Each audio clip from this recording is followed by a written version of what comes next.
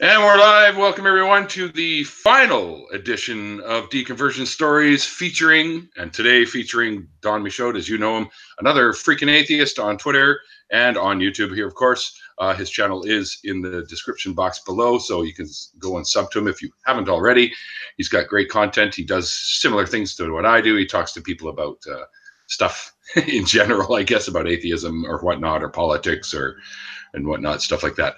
But today we'll be hearing his journey away from his former beliefs into the atheist activist that he has become today, although he's on a little bit of a break because he's taking care of his daughter, who has come to live with him and gotten away from the ridiculous, nonsensical beliefs of his ex, I suppose, when she married some preacher dude or something along those lines. Anyways, Don, take it away, man.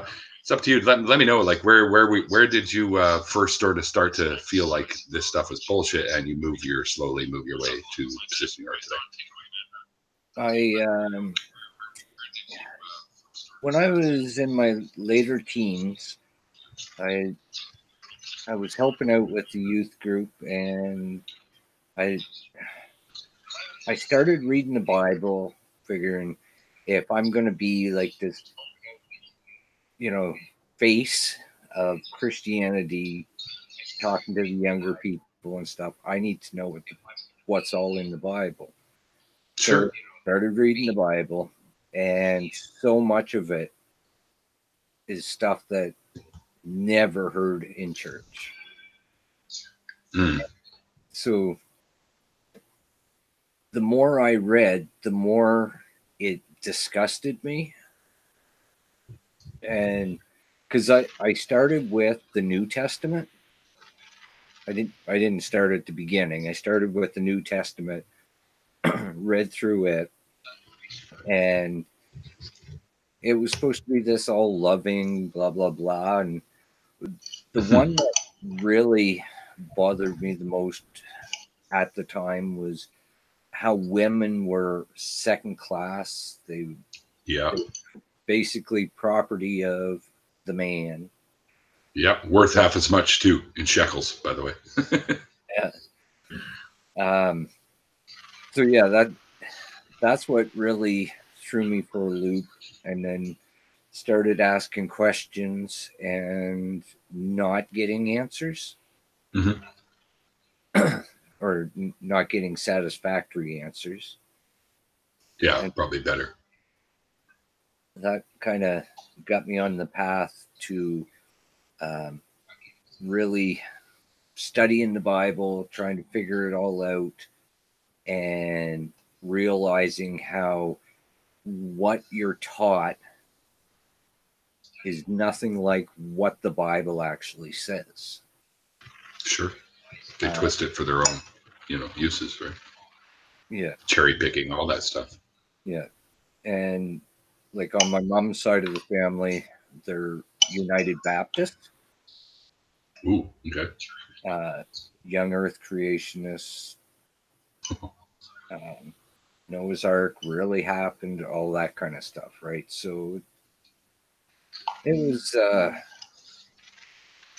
an interesting change, and I never got into the sciences in school. I like the Well, hold on, Don.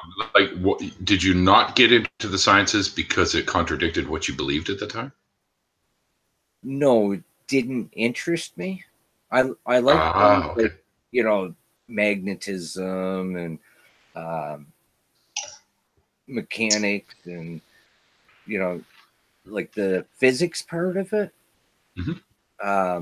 and how things worked. But as far as like biology or geology, anything that would be along the lines of proven that the creation story was wrong. Yeah, right. That stuff didn't interest me. So I just barely did enough work to pass the course, and then I just forget it, right? So there wasn't the connection.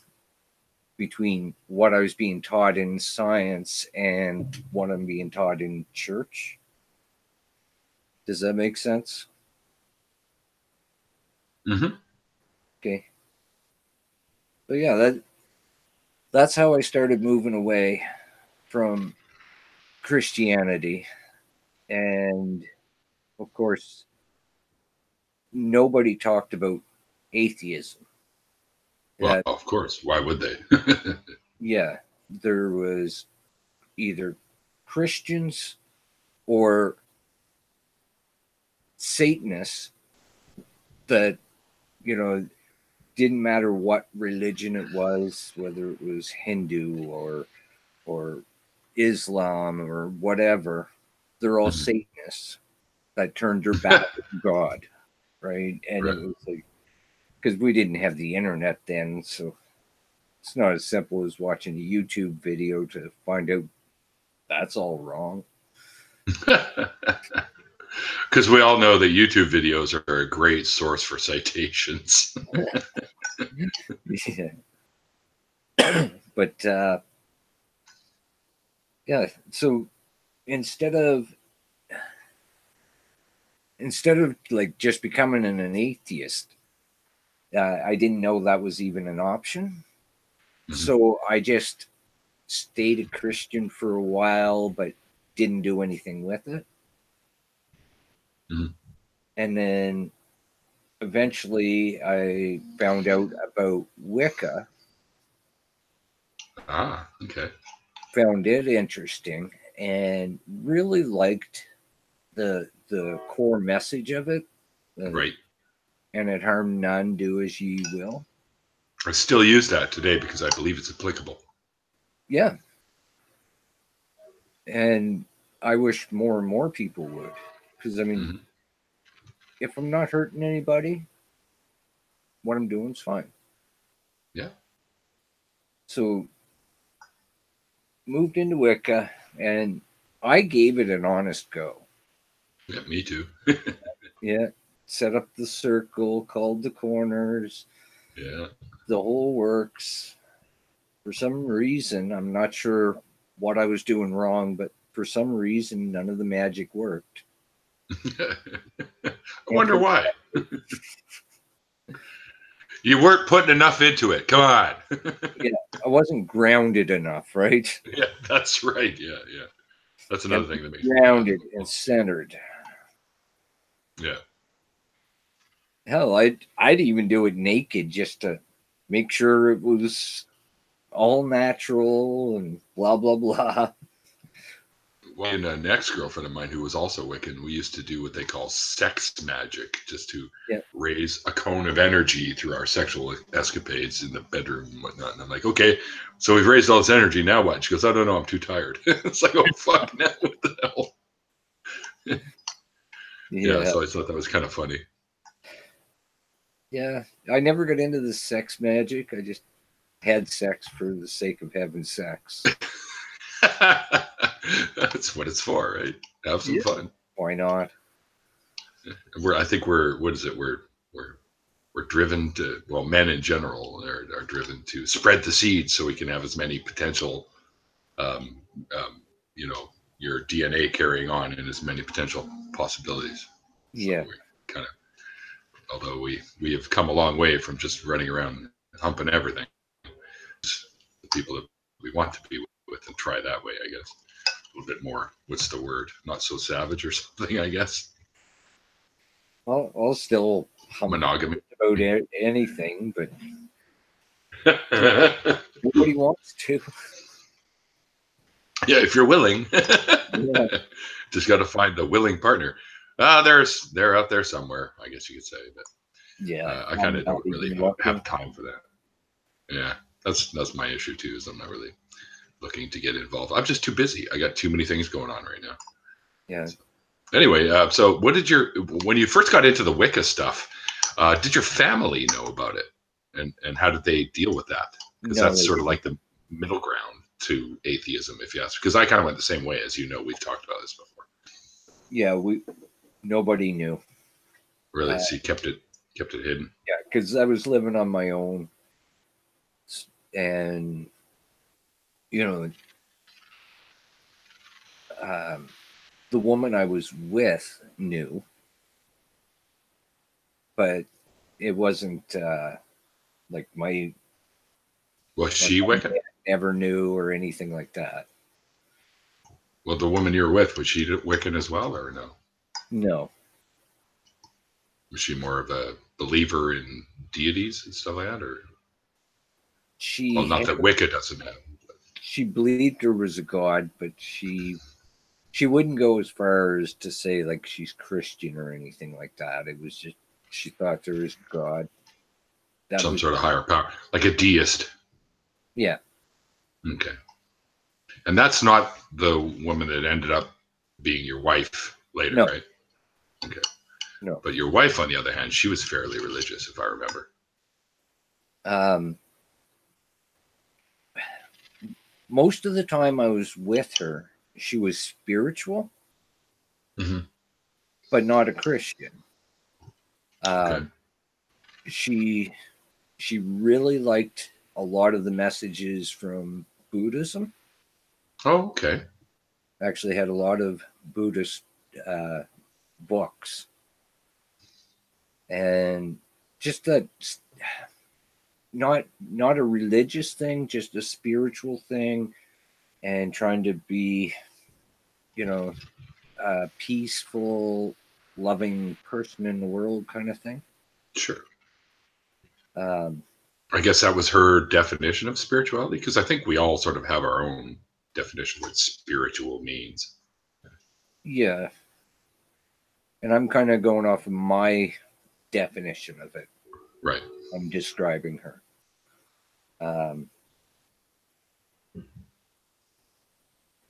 There's lots wrong with Buddhism, Reese. There's nothing wrong with Buddhism.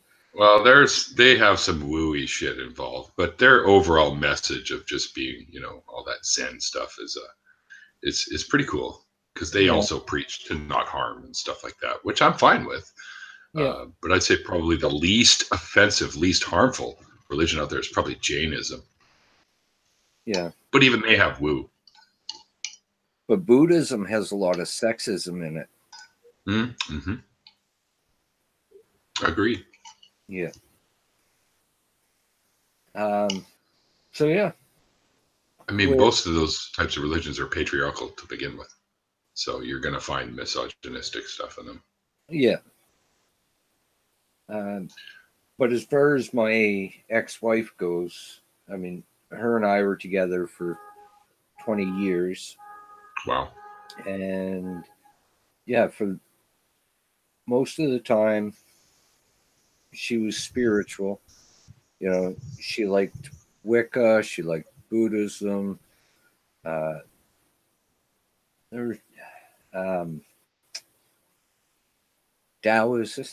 Taoism. Oh, Taoist, yeah, Taoism, sure.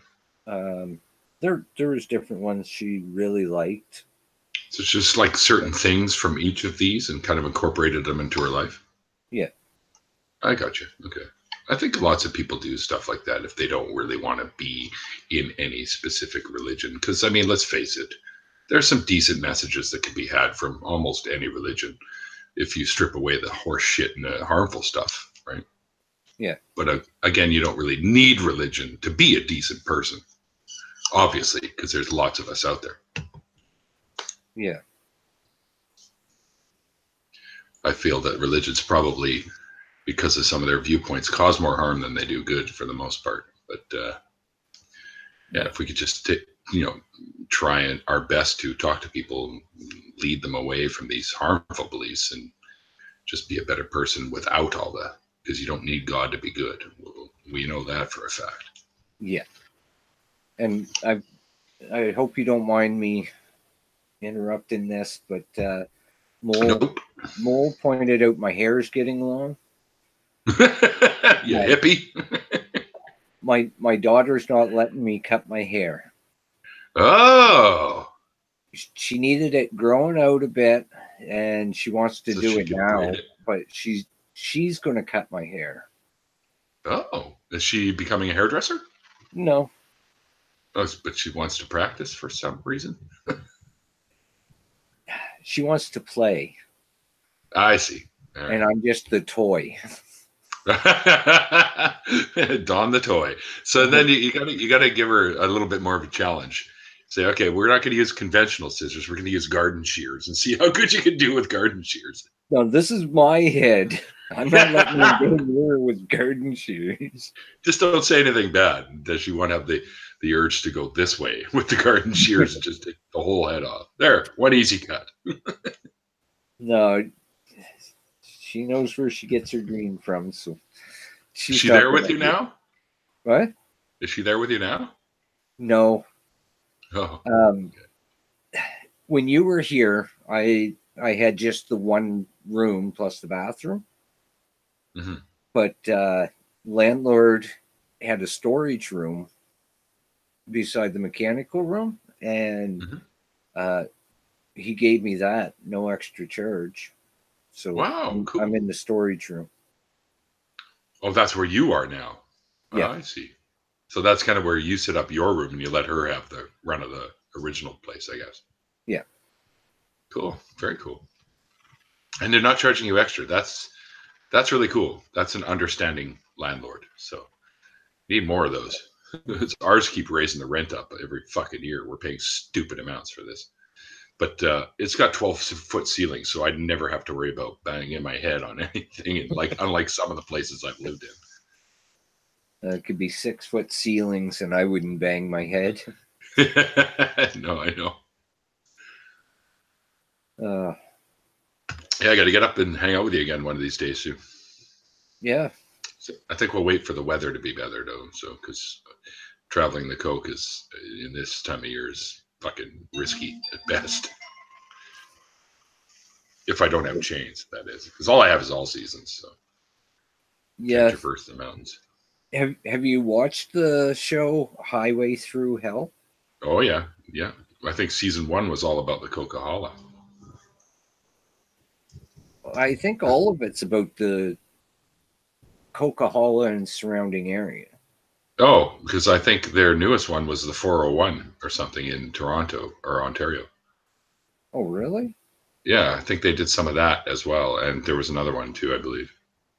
But when I first started seeing that, it was about the Coke, and that's the reason that I tuned in because I don't really watch those kind of shows all that often. But just seeing the stuff on the Coca-Cola was pretty interesting. Some nasty shit that happens up there all the time. Yeah. Winter. Yeah, it's really interesting watching them trying to upright a tractor trailer that's 100 feet down a slope. Yeah. Oh yeah. Yeah. I actually drove past that one winter, went down one of them harsh curves, and this was on I think it was highway, whatever, the one with the bird on it, highway 5 or 3 or whatever.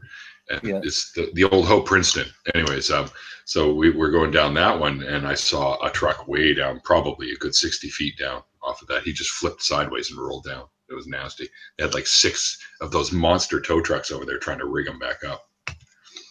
Yeah. And of course, we had to wait for like 45 minutes before they would let us go past, which sucked. But oh well. Nothing you could do. Listen to tunes or an audiobook and just wait. We do have to have winter tires in BC now. Oh yeah. And they make you carry chains if you go up into the hills. Yeah. You have to have them. They'll pull you over and check. Anyway, we're like really off topic here, talking about the highway system. Yeah. So let's get back to. No, go ahead. What you were going to say? Yeah. Well, we were talking about, like, I'm concerned, like, your friends, your family at the time when you started like going away. Was there any pushback? Like, did your family ever find out that you no longer believed, and how did they respond to that sort of thing?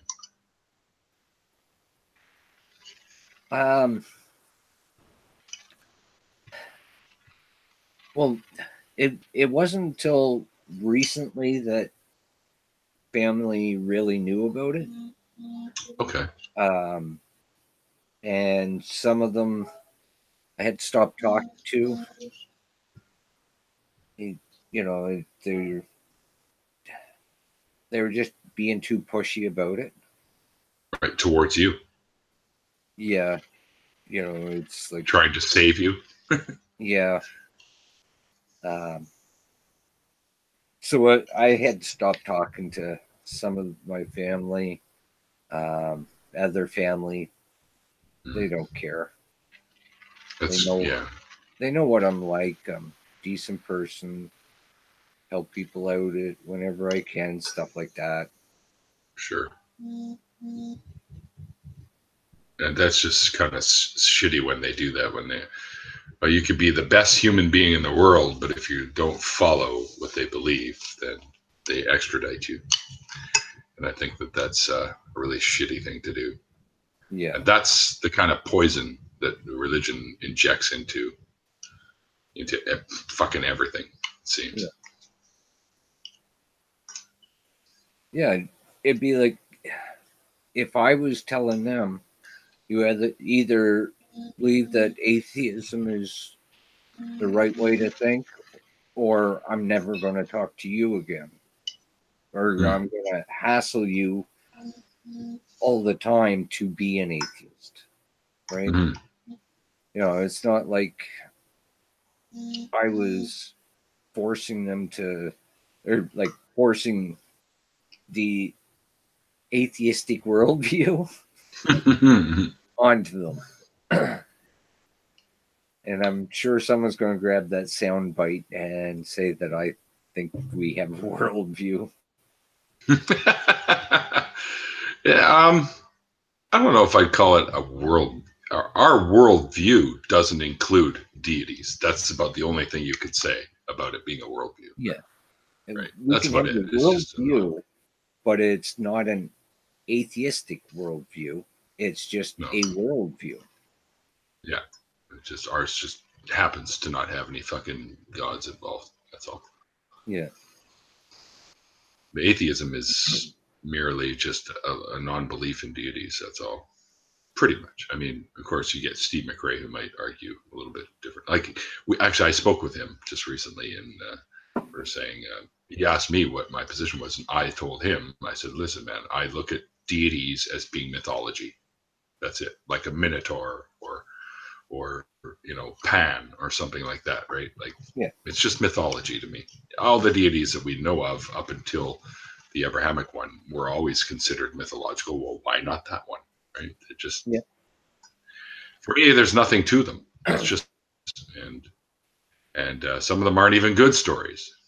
I mean, when you've got this being wiping out everyone with a flood, and like, why would he do that? Because Why would an omnibenevolent? Hey, because he's all loving. that's right. An all-loving deity, or as we call omnibenevolent deity, would be incapable of doing that. Period. Yeah. It would not fit his mold. Like he's all loving. How could you wipe out an entire planet of people if you're all loving? It doesn't fit the MO. Like he'd be absolutely incapable of doing so. So it's a stupid idea. And when you get into the people that say he did it because there was so much evil, they're basically saying that free will didn't matter to God, right?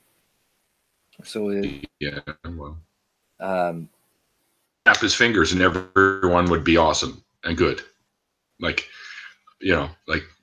seriously, if he's omnipotent, omniscient, omnipresent, and omnibenevolent, it would take nothing just to go, okay, I don't like the way these guys are behaving now, which I already knew was going to happen because I'm omniscient. I'm just going to snap my fingers and everyone will be good people. Be that simple. But that would interfere with their free will. But what killing everybody doesn't, right? Yeah, like how does that not interfere with their free will if he's just going to wipe them all out? The whole thing's bogus. It's bogus, man. It's a bunch of horseshit. And I don't want to call people that fall for it stupid, but it's people aren't stupid in general. I mean, there are not so smart people, and there are just people that are gullible. Some people are more gullible than others, and that's what these religious authoritative people prey on, is your gullibility, and they inject, you know, fear and guilt and everything just so they can control you. That's what it's about, guys, is control. Yeah, and it's not like what it was a couple hundred years ago, where, you know, you were basically forced to be Christian if you lived in Canada. You know, it wasn't until the 1980s that we became a secular country. Yeah, I think you're right. There was a lot of build up to that. A lot of secular values came into Canada long before the 80s, but Well, our government was formed more secular-ish. Don't forget. The Canadian government was under the crown first. Under the crown, and was Christian. Like the only schools allowed in Canada for a while was either Catholic or Protestant. That's true too. Yeah. Now, but I think it was earlier than the 80s when that stopped, dude. Yeah, that's what I was saying. There was a lot before the 80s that moved Canada towards being a secular country. But so much of what made Canada a Christian country is gone now, though. You know, like that's the true. Christian schools, the Christian hospitals, I mean, Catholics still have hospitals around, but there's still some schools. Yeah. We got Trinity down here in Langley, right? Trinity High School or whatever the fuck it's called. University. Yeah, that's the one. Yeah. High school, university, I don't know. That's the one that's always in the news. Yep. Yeah. Trying to force their shit on people. It's like, fuck you. I've driven past that place and yelled at people. So it's kind of funny. I was looking at me like, who the fuck is that guy? Yeah. The church that my ex goes to, they encourage people to go to Trinity University. Really? Yeah. Well, I mean, I act surprised, but that doesn't surprise me, really. I mean, they're going to want their kids that are in their parishes or whatever to go to that kind of a place, obviously. Yeah. Just to strengthen more in their heads. Yeah, I met a girl from Trinity one time, just at a Starbucks out in Langley, and I didn't meet her. I overheard her talking to another person that I guess was a potential for the school, and she's going on about how they teach shit like young Earth creationism, and I'm like, you guys are fucking retarded. Like, it is so obviously not the case, but I didn't really say too much. Didn't want to start a big scene in Starbucks, because then they wouldn't. So we all know how they like to pick on the poor atheists. And not really, but you know what I mean. Yeah. I don't want to seem like the bully. I found out something interesting, though. Kamloops is one of the most liberal cities in the country. Really? That doesn't surprise me. I mean, a lot of the Okanagan is that way. Yeah. Except for like some smaller places, but like you go, Chase is what, not even an hour away, and it's like super religious. Then you get Vavenby, which is also there's a few. I mean, because I think these are places that were started by missionists or missionaries, and stuff like that. Some of them were. But Kamloops, I think, was just really it started out as like a stopover place for en route up to the gold rush and shit like that. Yeah, like more of a trading post. Yeah. Big place. So you had all kinds of views going in and out of there at the time it was created. or began. It's tricky using words like created. You know, watch that. Yeah. Wow, we got Bad Tempered Badger in the chat. There's lots of people hanging out in the chat. Yeah, Nadine, of course. Yeah. Mole, I thought you were interviewing. What the hell happened there? Is it over? I popped into that for a bit. By Deathpool. I'm not sure who Deathpool is, but I've been away for a couple months. Yeah. Yeah, everyone's always asking if I've spoken to you and stuff too. Yeah. I said, well, yeah, from time to time I pop in, and as far as I know, you're doing good. You're enjoying life with the daughter. But anyways, dude, yeah, actually, yeah, you can tell people, because we were talking about that a little bit before we started doing this. Maybe let people know what you've been up to. There was an issue with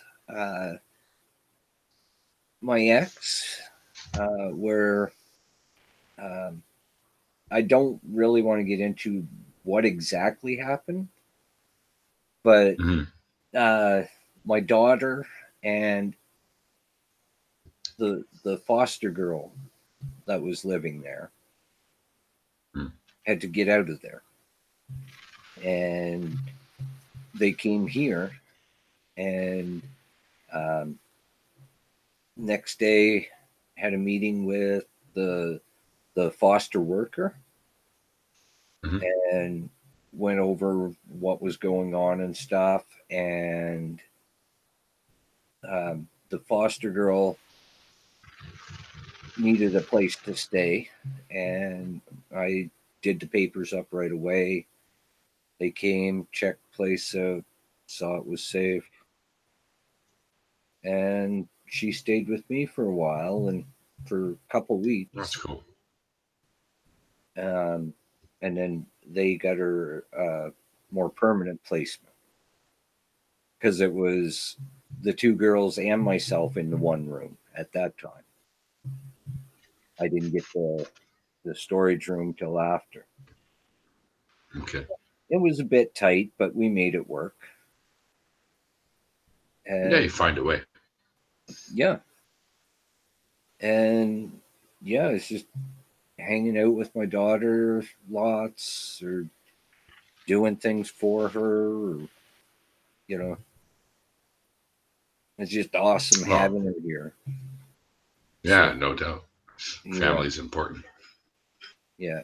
And she's cool. Oh, as long as you get along. Well, I can see that for sure. Yeah, we've had a couple fights, and every parent and kid does. Yeah, but it was like apologies within an hour or two, and it's like we gotta not fight and be a team, It's us against everyone. So yeah, it's been awesome. Oh, that's really good. That's awesome to hear. Yeah, I think alleviates some of the worry that a lot of your friends here on Twitter and YouTube have been expressing. They're constantly wondering how you're doing, and stuff like that. So now you guys know. Yeah, sorry I haven't been around everybody. It's just I'm enjoying having my daughter here too much, and I just one-track mind, I guess. I focus on her and forget everybody else exists. We know that that's not actually the case. You just put us in the back box in the brain. You just got everything else in the front box, right? Right, which is understandable, man. I mean, we get it. We still love you, and we'll always be kicking around. So whenever you poke your head out, we'll be there and interact with you and call you names and make fun of you and all sorts of shit. I'm going to get through the holiday season, and then because I was doing the Freakin Mental Mondays with him, and I watched a couple of those. Yeah. She had her own crap going on in her life. So it made it hard for her to do videos as well. But she's wanting to get back into it in January. So Very good. hopefully January we get back into it and have some fun.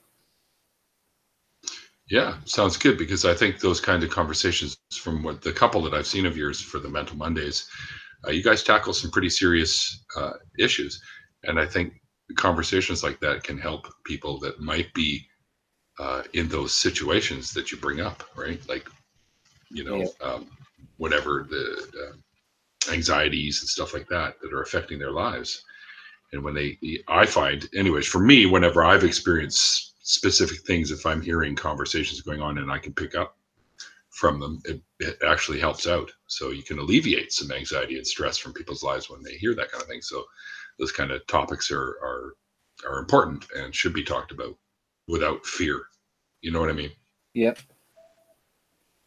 So that people understand that there are others out there that go through that people can reach out to or talk to, and we're only a message away. Yeah, everybody's got their challenges in life, of course, and it shouldn't be, if you break your arm, you walk around with a cast, people see it, nobody thinks you're less of a human because of it. But when you talk about mental health issues, people will degrade you. It's like a stigma. Back on you, whatever. It happens all the time. And if people could just be open, might happen less. Might happen less. You'll probably have far less homelessness, because instead of hiding the mental health issues and it getting worse, people will go get the help they need and stay on track in life, right? Yeah. There'll be less homelessness, less addictions, less a lot of bad things. Well, I mean, a lot of people turn to the drug abuse because they feel like there's no other alternative for them, because they a lot of times I've spoken to few people about this sort of thing, and they feel like they're alone, and plus mental health issues carries that stigma baggage type thing where it's almost like when you tell someone, oh, I've got a mental illness, they think you're an insane person, which is really stupid. But that's sort of something we have to weed out of the topic, so that people, when you say that to somebody, oh, I deal with this, I have a mental health issue around depression, bipolar, whatever, then they're more understanding, and they don't think, oh, I don't know if I want to talk to this, but they kind of get, there's a fear to it almost in some respects, right? So that's why I think in conversations like you have with people is important for people to hear, so that they don't, the general public doesn't think you're a whack job because you have a bipolar disorder or mental illness. Because my mom has that too, right? Along with manic depression. You combine those two, and it's a real roller coaster ride for her sometimes. But I know when she's going through it, because you can tell when I speak to her. So I always end up going to visit her, and we take her out for dinner or something, just to get her in a better headspace. And last time we did that, we went for sushi, and by the end of it, I had her laughing in the aisles, and she was talking to all the other tables around us, because she's kind of a social butterfly like that when she's in a better headspace. So I knew that what I was doing was helping. So, and then she phoned me the next day, and she goes, you're such a savior. I'm like, no, I'm not. I'm just you're my mom, man. I got to get you in better spirits when you're down like that. That's my job as your son, because you helped me. You raised me, and you helped me when I was little. So it's my turn. Right. And I try to do that for friends as well, like you're doing when you have those discussions. Yeah. Disorders and illness are scary words. Yes, Steve, they are. Because I don't, sometimes it comes out because it just slips out that way when I say the word disorder, but mental illness isn't necessarily a disorder. It's an illness, but an illness doesn't have to be a scary word because people get colds and that's an illness. But, and you can tackle that shit easily. A few days later, you're feeling a little better, but mental illness takes a lot more work. And a lot of them don't really ever go away. You just learn to manage and maintain these sorts of things. And it helps when you have people talking about it openly without fear of people saying, oh, you're a nut job.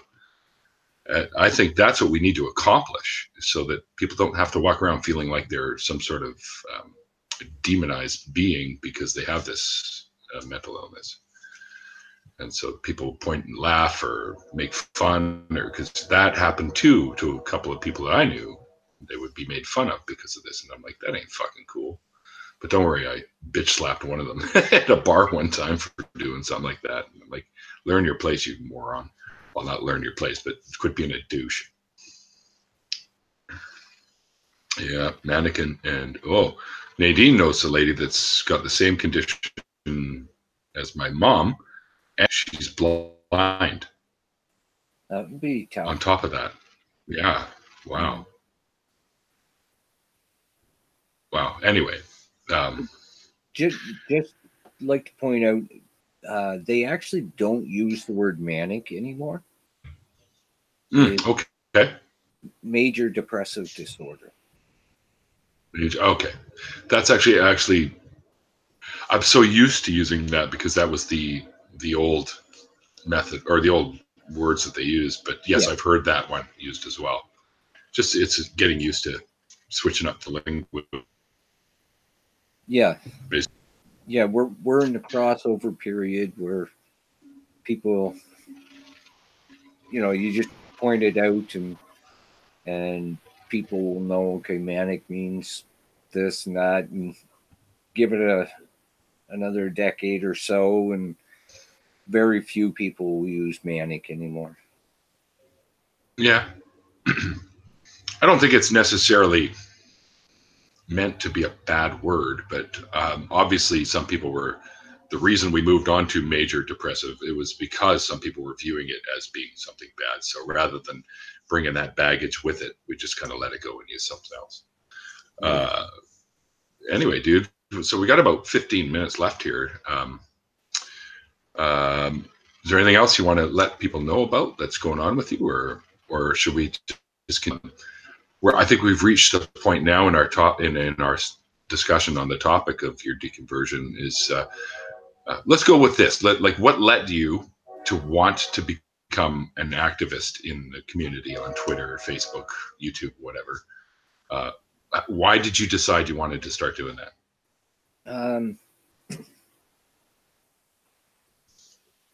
Well, I became an atheist while still with my ex. And then seeing her go from being a spiritual person, but all this good about her, to,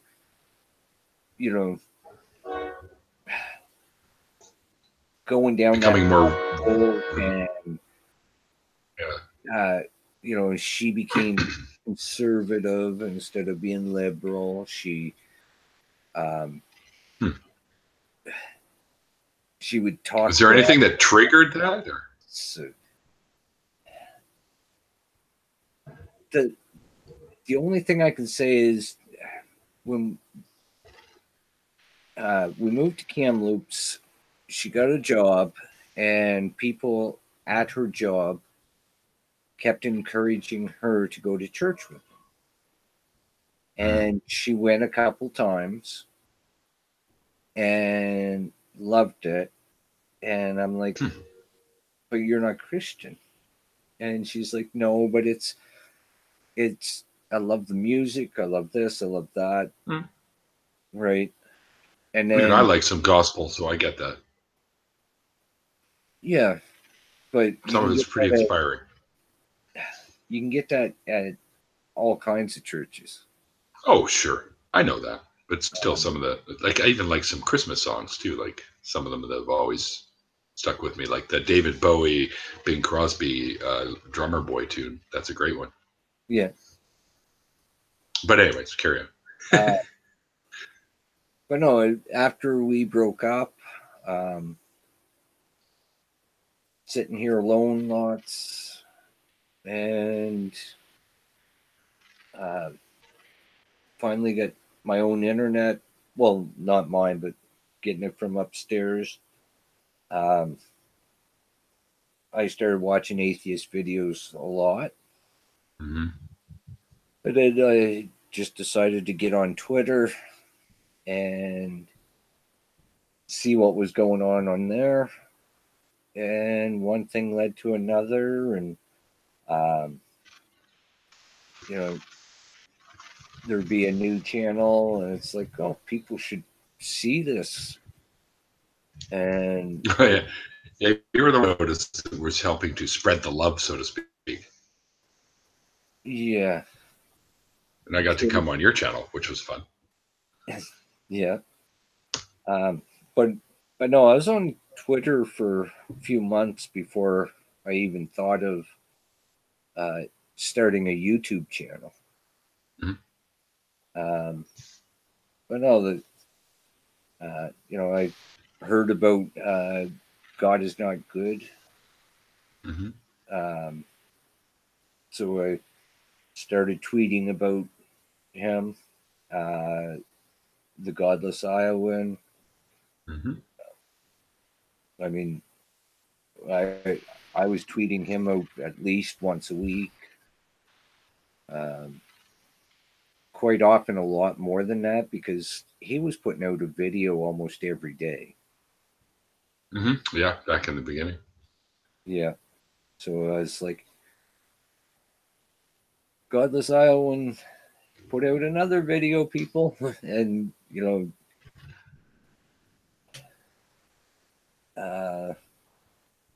well, I can't even think of who some of the first were. I know Unholy Mole I met early on. Mm-hmm. Staggerson Jags I met early on. Yeah. And it was, these are all people that you introduced me to as well. Yeah. I know it was either Unholy Mole or Staggerson Jags. And I'm sorry, guys, for not remembering which, but one of them was the first to have me on their channel. Like that Might have been Mole, if I remember right. Maybe. First time being on someone else's channel. No, Mole, you're in the chat right now, so set us straight there, bud. Yeah. But yeah, I met a lot of interesting people, and it was a lot of fun. Yeah, oh yeah, for sure.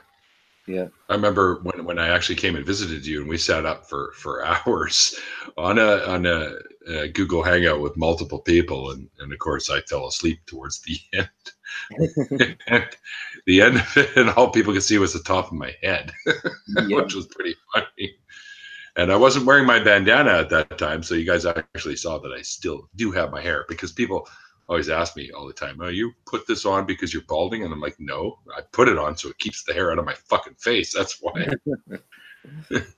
Otherwise, if I go out to eat, I'm going to be like one of them Lhasa Apso dogs. You got to tie their ears back so they can eat their food without getting their hair all over it. Yeah. I was your first, Rachel? Oh, ooh. Oh, wow. That was meant to be what it sounded like. She knows me well enough that I'm just joking around. Besides, she's a married lady. She got a little one. Neil was my first too. Oh, yeah. Oh, that's, yeah. Yeah, that's true.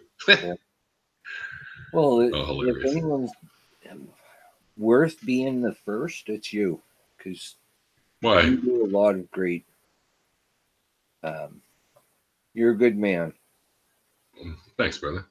I just do what I think is right, and I try and do as much as I can to help the community, my community, people in general. If I have the ways to help somebody out, then I will.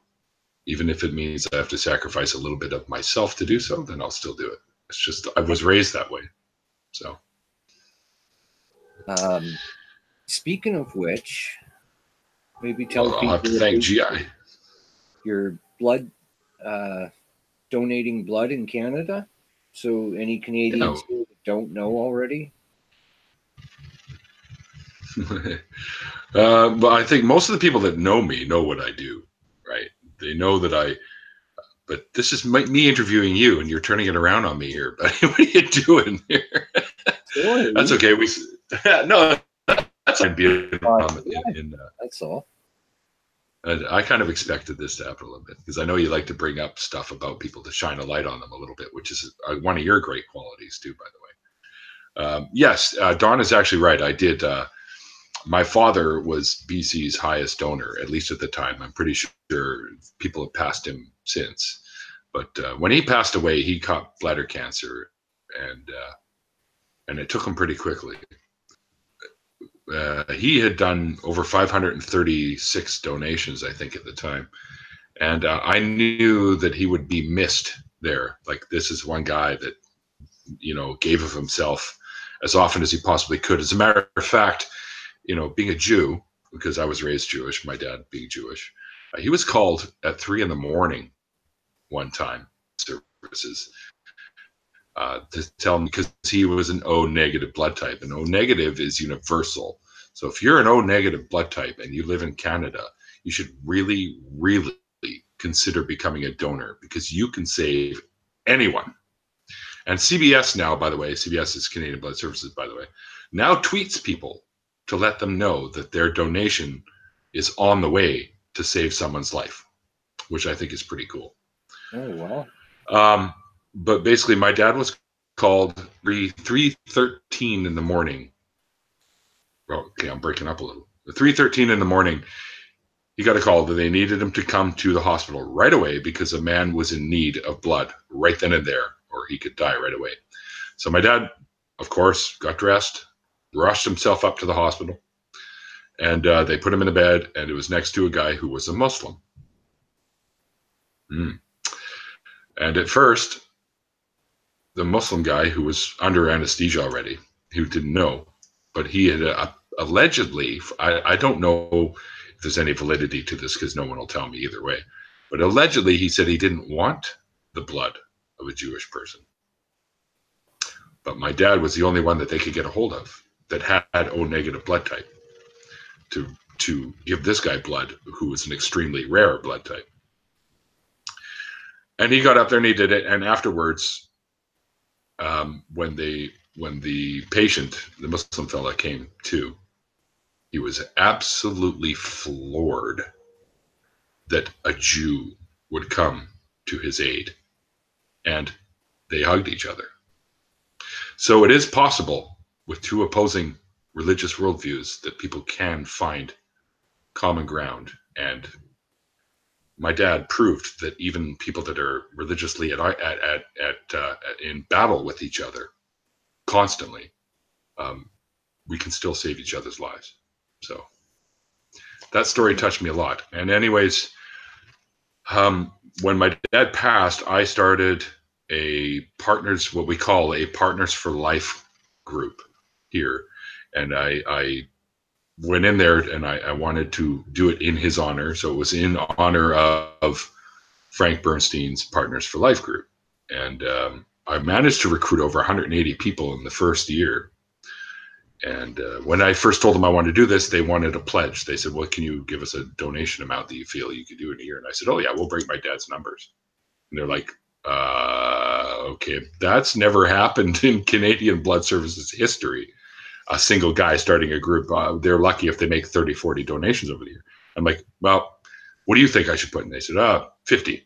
I'm like, well, you can mark that down, but mark my words right now with my YouTube channel, my presence on social media, I'm going to shatter my dad's records. And sure enough, a year later, we broke my initial pledge of 50 donations by 1,240%. We got 681 donations in the first year, and every year 450 donations. So, oh, Nadine, oh yeah, what's my group code is It's 012610, but you put FRAN before it. So it's Fran for the first four letters of my dad's name, Frank. Fran 012610 is the Partners for Life group number.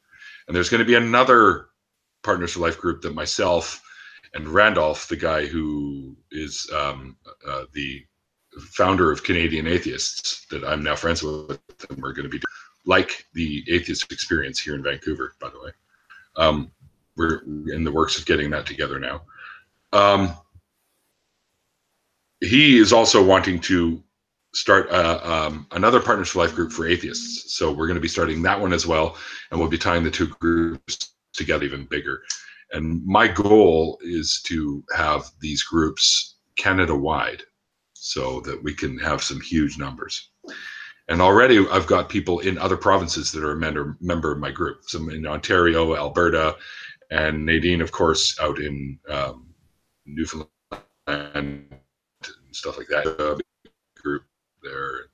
Yeah, so that's the goal, is to become one of Canada's largest donating groups. I mean, we're the third biggest group in BC right now, and that was just a guy like me starting up a group. Of course, I know people at like Global BC and stuff like that, and I always had them come and cover stories, so the word got out, obviously. Yeah. And yeah, Newfies rock. Yes, Newfies rock. You guys actually literally live on a rock, so of course you rock. Yeah, so dude, we're coming to a close. Is there anything else you wanted to get? Yeah, I want to go back to your dad and him donating blood to a Muslim, because it's something that it bothers me to see people hating on people because of their religion. Yeah, but it happens. If you were to talk to the people that you hate on because of their religion, talk to them about anything other than religion, you're going to find that you have a ton of stuff in common. Oh, sure. Absolutely. There's good people in every religion. Yep. And non-religion, of course. So of course, there's going to be good people no matter what their religious beliefs are. Get to know the person instead of just thinking they're a piece of crap because they have this one belief. Well, it's like I've always said, dude, and you know this. Good people will do good things. Bad people will do bad things. It takes something like stupid politics that make otherwise good people do bad things, right? Yeah. Anyways, Don, man, it's been a pleasure chatting with you. I want to thank you for coming on, and I want to thank everyone for tuning in, because I know, like you guys, we've all missed seeing him around and missed his tweets. Thank you for having me on. Yeah, dude, it was a great conversation. I think we tackled some pretty tough stuff here. But these kind of conversations need to be had, so that if there's any people out there that are, you know, on the fence of their beliefs, and they hear stuff like this, it might help them to make a choice for the betterment of them, or something along those lines. You know what I'm trying to get at. So yeah, guys, we're going to do an after party. I got about an hour and a bit to go before I have to take off. So are you up for a bit of an after party now? Yep. All right, cool. I will send you a fresh new link for that. And you guys know, in the Neil's Usual Suspects group, that's where I generally drop the link. But if you're not in that group, and send me a message on Twitter, and I'll send you a personal link that you can jump in if you'd like to. Anyways, my friend, my brother, my BC homie, it's been a pleasure chatting with you. And we got to, yeah, we'll get together and we'll go do some fishing, because we planned on doing that last year, but of course, shit happened and we never got that underway. But this spring and summer, buddy, we'll get some shit down up there, catch some fish and have a big fish fry. You should come by for Christmas if you can. Correct, Nadine. That is correct. Yes. For the Partners for Life group. Fran 012610. You got her. Yeah. Yeah. So again, guys, thanks for tuning in. This is my season finale. I will be back again with some more great chats coming up. My first one is, let me just double check, is with V, or Theomaki. as you guys know him, which will be January 5th at 6 p.m. It's a Saturday. And then the one following that on the Monday at about 2:30 p.m. So it'll be pretty much when I get home from work and have a bit of a cleanup. I'll be talking to someone you all know, and his name is Prophet of Zod.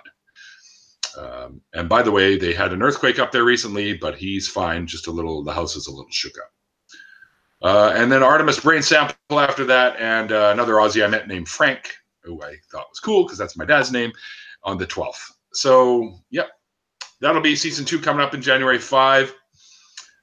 Anyways, we're going to get ready and do that after party. I'm going to go have a quick smoke because, Don, you're lucky you can smoke where you are. I can't. So I got to go outside and have one. Maybe catch a couple Pokemon. Yes, I play Pokemon Go. If you guys play Pokemon Go, send me your player code or whatever, and I'll add you to my friends list. It's good because and you got to befriend Inane Dragon because he likes to send gifts. So him and I've been sending gifts back and forth to each other. And he's a great channel too. Congratulations on an awesome first season. Yeah, thanks for being my season finale. You were supposed to be my season opener. Sorry. No, shit happens. That's what I was referring to, right? But you got to close it out, which is almost even cooler. That is awesome. All right, so we'll be back in about somewhere between 5 and 8 minutes with the after party. I will post a link. I'll send you one, Don. And Don, did you want to be added to the group? There are people in there that you haven't been getting along with lately, so. I haven't been talking to anybody, so I'm not fighting with anybody. Okay, well, I'll throw you in there, and we'll see what happens. All right, brother. Thanks again, and thanks everyone for watching. If you liked what you saw, hit that, or wait, I retract that. Smash the shit out of that like button and share the shit out of this because the sharing is caring, and you guys will be helping. And remember what I always say at the end of these things: it's called faith because it's not knowledge.